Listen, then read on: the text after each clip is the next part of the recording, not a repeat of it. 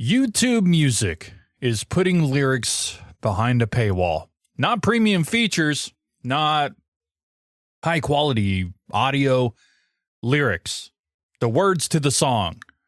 And if you want to know what insidification looks like in real time, this is it. Today on the Tyler Woodward Project, I'm going to break down exactly how Google managed to take something that was already there, make it worse on purpose, and then sell the old version back to you as a premium add-on. And we're also going to talk about the people this hurts the most, because this isn't about being annoyed, it's about access.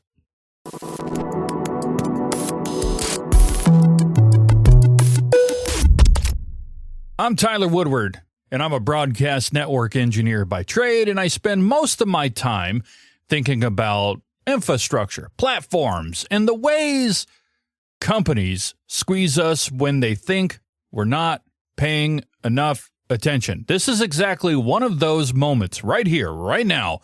Here's what's happening. YouTube Music is limiting how many times free users can view full lyrics each month. After you hit that cap, which some reports say is around 5 lyrics views or so, the rest of the words get blurred behind a prompt that says, unlock lyrics with premium. That's the feature. That's the product choice. And I want to walk you through why this pisses me off so much and why, well, it should probably piss a lot more people off. Let me paint the picture. You're using YouTube Music for free. You click on a song and you tap over the lyrics. You see the words. You're following along. And then maybe halfway through the second or third song, you hit a counter that says you have 3 views remaining. Then 2. Then 1. Then nothing. Just a blur in a upsell. That is a manufactured problem. Google didn't add lyrics to YouTube Music because they love access or transparency. They added lyrics because every other music platform has them. And when a free user can see the words, they feel like they're getting something real, you know? They feel like the app is actually useful. Now, Google's reversing that calculation. They're saying this thing that already worked, this thing you've already been using for all this time, we're going to break it on purpose to make you pay for it. This is the exact playbook of insidification. And it's so textbook, it's almost funny. You have a product that works, you make it worse. You make the old version available again, but now it costs money. And you're banking on the fact that your users are trapped enough that they'll pay rather than switch to a competitor. Now, I know what someone's going to say. But Tyler, lyrics involve licensing. Lyric find has to be paid. This costs money. And sure, yeah. I don't think Google is running the lyrics feature on hopes and prayers. But, here's the thing. If YouTube Music actually needed to monetize lyrics to stay profitable, there are ways to do that don't involve making a basic comprehension feature require a subscription. You could charge for, I don't know, karaoke-style. Apple does that. Sync to lyrics that bounce along with the music or something. I don't know. You could charge for offline lyrics packs. You could charge for translations into other languages. You could charge for lyrics history or sharing or annotations. There's other options, but they didn't pick any of those. They picked the thing that is the most basic. They picked the words themselves because the goal isn't to fund the service. No, the goal is to convert free users, and that's the money grab. They want you to become a subscriber. I get it, but also it's like, here's where this gets ugly, and I mean genuinely ugly. Not just customer service is annoying, kind of ugly like your cable company. No, harmful ugly. For deaf and hard of hearing listeners, lyrics are not a nice to have. Lyrics are how they access the song. They're not, quote unquote, extra content. They are the content. For a deaf person, for someone who's hard of hearing, lyrics are like captions on a movie. They're like subtitles, closed captioning. They're the access ramp for those folks. There's been a conversation building in the accessibility community, and people have been saying this explicitly. They've posted in Spotify forums, they've posted on Reddit, they've been trying to get companies to understand this problem. When you paywall the lyrics, you're not selling a feature. You're rationing access. You're making a disability accommodation into a premium tier for money.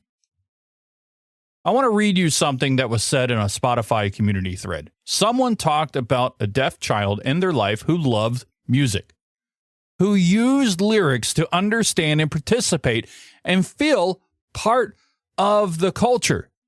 And when that feature got locked, the music app became functionally unusable for her. That's not hyperbole. That's not entitlement. That's what happens when you build a feature as access and then decide it's a revenue lever.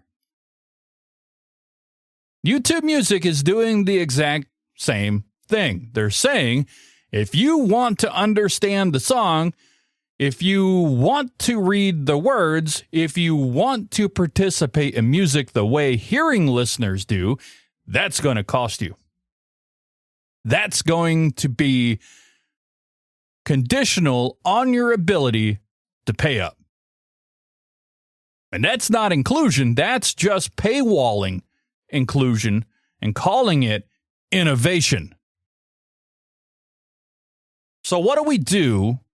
So what do we actually ask here? What's the next move? First, plain text lyrics need to stay free for everyone. That's the baseline. That's not negotiable. Lyrics are comprehension. They're the words. Leave them alone. If YouTube Music genuinely wants to monetize, then monetize the stuff that's actually premium. Monetize the bells and whistles. Monetize the synced karaoke-style lyrics that, bounce with the music. Monetize offline lyrics. Monetize lyric translations. Monetize sharing lyric screenshots with friends. There's an entire ecosystem of extras you could charge for without rationing access to the words themselves.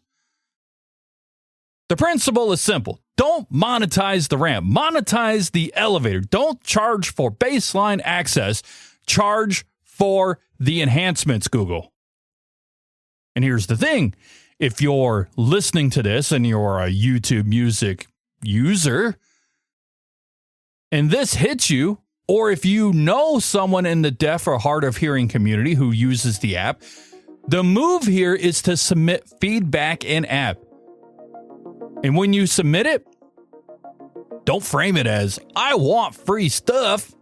Frame it as, this is an accessibility feature and you're restricting access to us.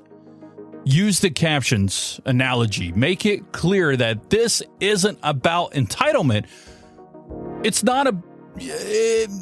not about if you're willing to pay, if you've got the money to get to that level as your hearing friends. It's about not rationing inclusion. Because the more people who point out this, how best to say, the more people who point out that this collides with accessibility, the harder it is for Google to ignore it. So that's it, really, in a nutshell. YouTube Music is blurring the words and selling the unblur, if you will. They're taking something that already existed, making it worse on purpose, and selling relief as a premium option. And they picked a feature that overlaps with disability access, which means this isn't just annoying, it's straight up harmful. If you've ever wanted to see what insidification looks like on one screen, it's YouTube Music's little blur feature here. Leave app ratings, reviews. Give them the lowest star count and tell them exactly why. And if you found this useful, I'd really appreciate it if you would subscribe to the show on your favorite podcast platform. Share it with someone who needs to hear it. I have lyrics. Well, not lyrics, but I have the transcription. It's on there on Apple Podcast, Spotify, and yes, YouTube. You can also reach me over at tylerwoodward.me. Follow me on Threads or Blue Sky at tylerwoodward.me, and hit me up on matrix.tylerwoodward.me. Thanks for listening, guys. I'll catch you next week.